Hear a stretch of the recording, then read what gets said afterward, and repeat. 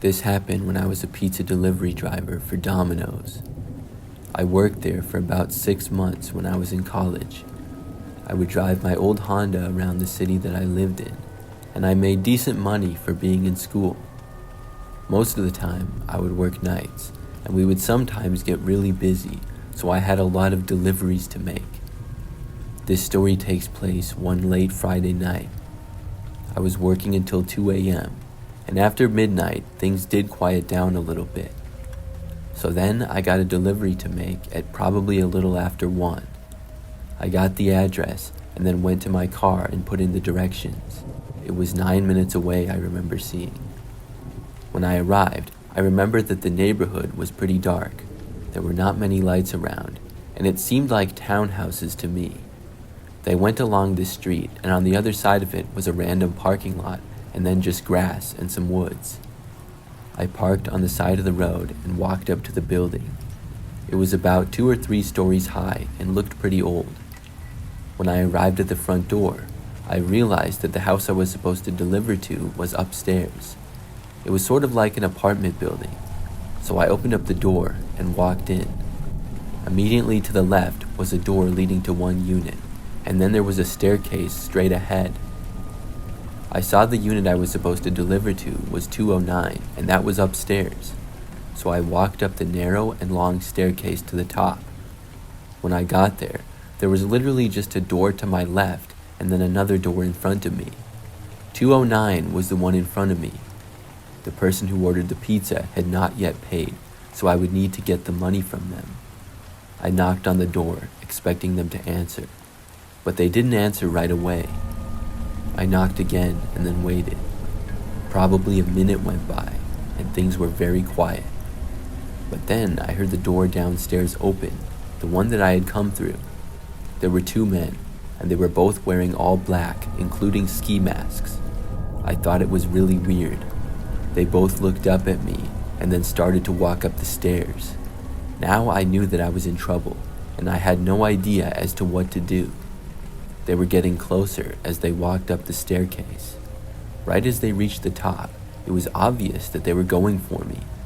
I tried opening up the door to unit number 209, but it was locked. Then I didn't know what else to do. I just tossed the pizza, still in its box, in the direction of the guys. Then I looked over the railing next to me.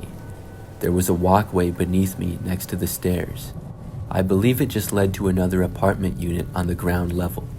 So I climbed over the wall and railing, which was maybe 5 feet high. Then I jumped down. I did it just before the men reached me. The fall was probably about 20 feet if I had to guess, maybe a little more. My feet hit the ground first, and it really hurt. I remember I fell over, but for the most part I was fine. I sprung to my feet and ran for the door. When I was doing this, I heard the men start to go down the staircase after me. I ran as quickly as I could out of the building and back to my car. When I got inside, I didn't waste any time and I drove away. I didn't look to see if the men were still chasing after me or not. All I knew was that they didn't catch me and I had gotten away. I drove back to Domino's and then ran inside and told my boss what happened. He asked me if I called the police, and I realized then that I hadn't. So I called the police and told them what happened. Luckily, I didn't get in any trouble despite the fact that the pizza was never paid for. As it turns out, the 209 unit that I was supposed to deliver to was vacant and nobody lived there. I had been set up by somebody, but I never found out who. I worked there for just about another month before quitting.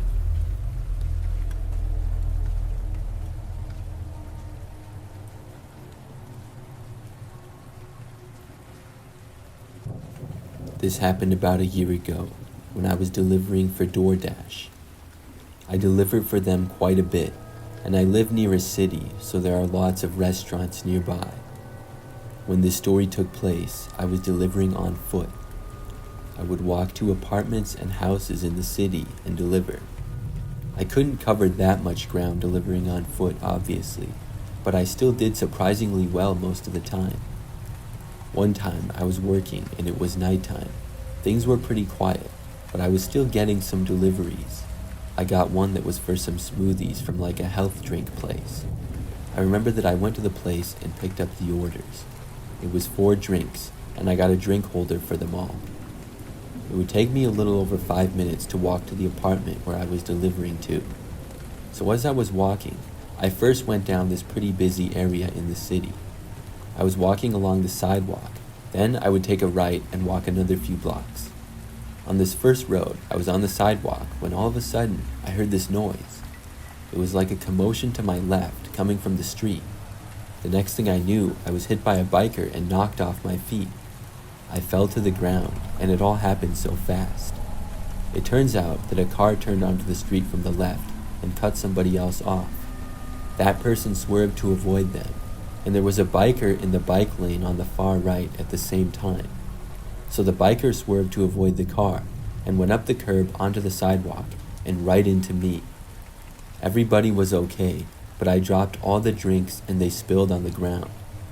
After staying at the scene for a couple of minutes until things were sorted out, I walked back to the smoothie place. I told them what happened, and they said they would remake all the drinks. Unfortunately, this would delay me quite a bit. It ended up taking probably 15 minutes longer than it should have. When the drinks were done, I walked to the address and made the delivery. I explained what happened, but apparently the person didn't believe me, because when I arrived, there was an angry man standing just inside. He started instantly yelling at me for being so late. I told him that I literally got wiped out by an accident and had to go back and get more smoothies. He said that was lies and I was just lazy. I just left after that as he was still yelling at me. I didn't want to stay and get in a shouting match with the guy. It wasn't worth my time. I made the delivery and now I could move on. So I decided to make one more delivery to end on a good note and then call it a night. After I left the guy's apartment building and got back out onto the sidewalk, he followed me out. He stopped yelling at me, but I remember I heard the door open and footsteps behind me. He was a ways back, but I looked over my shoulder and saw him angrily walking in my direction. I ignored it and kept going. I got the last delivery for a McDonald's order, which was not that far away. The longer I walked though, the more surprised I became that the angry guy was still following me. When I arrived at the McDonald's, he was still there. I picked up the order I was to deliver and then left. The man didn't go inside the McDonald's, but he was on the street a ways away when I left it. I started walking to make the delivery, and he started walking behind me once again. When I was on a sidewalk in a kind of busy area a couple of minutes later, I decided to confront him. This was just too weird and really uncalled for. I stopped and turned around. When I did, the guy then turned and went inside of a building, which was a convenience store. Clearly, he was just going in there to make it look like he wasn't following me or something. When he did that though, I just kept walking to the address of my delivery. After that though, I didn't hear the man again. When I got to the address, which was another apartment building, I looked around and didn't see the guy. I completed the delivery and then started walking back home. It was certainly a crazy night, but I was glad that I could go home now. From there, it was about a 15-minute walk back to my apartment building. For the first 5 minutes or so, everything was fine. But then, I heard footsteps behind me again, and I looked and saw the same guy. I was shocked to see it. I didn't know where he had gone and how he had caught up to me again. Either way, he was back and walking about 100 feet behind me. I kept going towards my apartment, looking over my shoulder every so often. He stayed the same distance back.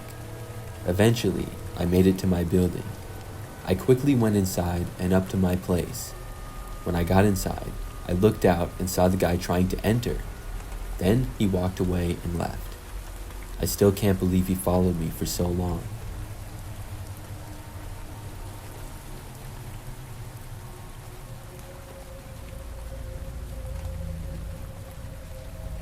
I used to deliver for Uber Eats sometimes.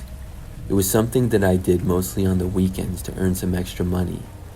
I would make deliveries in my car all around the city that I lived in. One night, I was working like any other. It was a little bit later though. I got a delivery, which was from a nearby local restaurant. I drove there, picked up the order, and then left. It took me just a little more than 5 minutes to reach the address where I was delivering to. It was in a pretty large neighborhood that had lots of houses in it. I parked on the side of the street in front of the house that I was supposed to deliver the food to. Then I got out of my car. When I did, I saw that it was pretty dark and quiet on this street. There weren't really any other cars driving down, and nobody else was outside. That wasn't a big surprise though at this hour. I walked up through the front yard to the front step of the house and then rang the doorbell. After I did, I looked around and noticed that a man was walking down the street a ways away. He was heading in the direction where I was. The owner of the house then answered the door, and I handed him the food. Then I turned and left to go back to my car. I walked back through the yard and then got inside of my vehicle. That's when I saw the guy who was walking down the street approaching me in my mirror. I started my engine, and just after I did, the man stopped at my driver's window. He then knocked on it. I rolled down the window, wondering what he wanted. The man was average height, kind of skinny, and had long, stringy blonde hair. He leaned in almost at my window and was kind of too close for comfort. The guy said that he needed a ride from me. I told the man no, I was working. I was just about to roll my window back up, and out of nowhere, he just punched me. It took me by surprise, and I wasn't knocked out, but it really hurt. The next thing I knew, he reached all the way in my driver's window and grabbed my car keys out of the ignition, turning the engine off. Then he took the keys. I was just recovering from the punch at this point and sort of dazed. The punch had got me in the left jaw mostly. He then opened up my driver's door.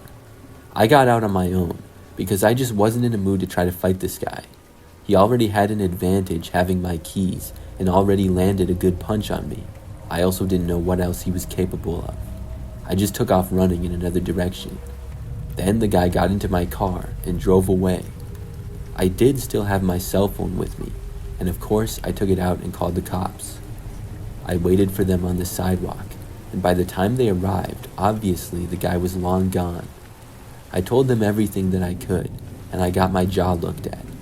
Luckily, all I needed was some ice for it. Several days later, the police located my car, abandoned on the other side of town in a mall parking lot. And several days after that, the man that stole it and punched me was apprehended. I'm really glad that my crazy experience had a good ending to the story.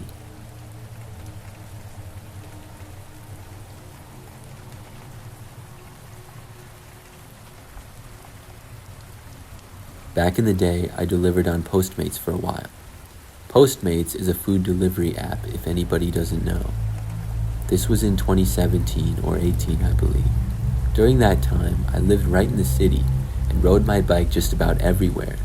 In fact, I didn't even have a car. I would also use my bike to deliver for Postmates. It was a great way to get some exercise and make some money as well. My favorite times to work were on nights and weekends, and I made pretty good money. I remember that one time I was working at night and I got a delivery at about 10 o'clock. I don't remember exactly where it was from, but after I picked up the food, I had to ride a few blocks over to a bit of a quieter area. By now, most of the streets were pretty quiet anyways. It was a street with lots of smaller houses on both sides. I remember that I pulled into the small driveway, got off my bike with the bag of food. Then I walked up, left it on the step, and rang the doorbell. After that, I headed back to my bike and got on. When I rode back down the driveway, I saw this other guy riding a bike in the street, and the entire street was so quiet, it was strange to see. The man riding was wearing a suit and tie and sunglasses. It looked very weird. He was slowly riding towards me. After I left the driveway, I rode away, and when I turned, I went down another street. I thought that I was way ahead of the guy, but I soon heard a bike bell behind me. I looked over my shoulder and saw the guy in the suit riding a ways behind. It sort of creeped me out a little bit because it was just a really strange sight. I kept riding and went back into the city. After like 5 minutes, I happened to look back again and saw that the guy was still following me. This was so weird, and I decided to be done working and just go home. I lived in an apartment in the city about 5 more minutes away, so I started to ride there. Now I had to turn several more times, and I tried to ride my bike faster to maybe get away from the man. But after making it most of the way back, he was still there. I was so weirded out by this guy. I didn't want to stop and ask him what he was doing. I kept going, and soon I arrived at my street. There were several apartment buildings and businesses on it, but it was pretty quiet at this hour and the businesses were closed. I rode my bike right up to the front, then got off of it and quickly attached it to the bike rack. I was good at doing this fast. When I did though, I watched the man in the suit ride up. I thought he might get off of his bike or say something to me, but he didn't. He just seemed to ride past me on the street, but he looked over at me as he did. Then I turned and went inside of my apartment building. I was relieved, but still very confused by it. I went up to my place on the 3rd floor, and then went into the living room and looked out of my window. This window overlooked the street out front. When I did, I saw the same man in the suit again.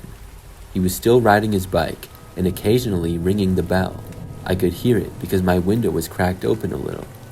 I kept watching him. The guy was slowly riding his bike and just kind of going back and forth. It was like he was riding laps on the street in front of my building. I watched him for probably 15 minutes. I went away for a bit and came back, and he was still there. I closed my window and covered it and tried not to look. But sometime later, I couldn't help myself, and I looked again. This time, the man was finally gone. So he rode his bike around the street out front for about 30 minutes at least. It was really weird. I still don't know who he was or what he was doing.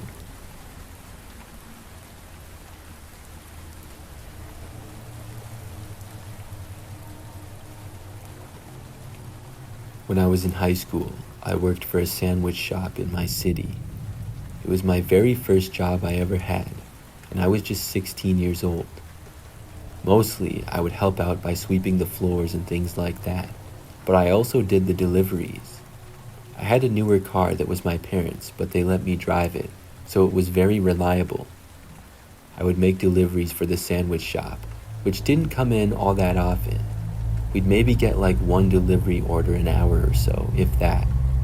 It was much more common for people to just come in and get the sandwiches or pick them up.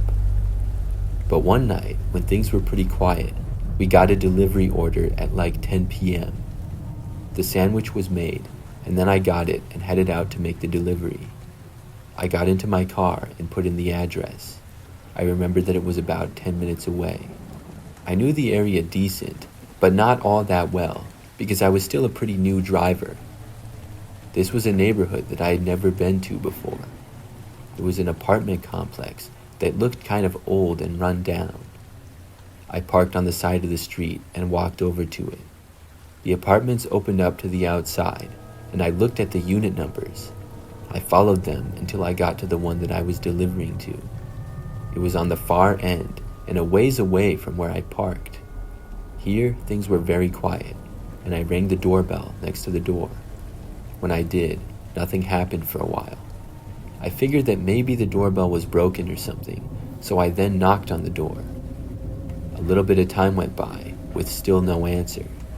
Then, suddenly, the door swung open, but nobody was there. Whoever opened the door must have been behind it the entire time, and then went around the corner after opening. I really didn't know what was going on. I looked inside, and it was very dark. There appeared to be a kitchen right inside, but I could hardly see anything. Not a single light seemed to be on inside.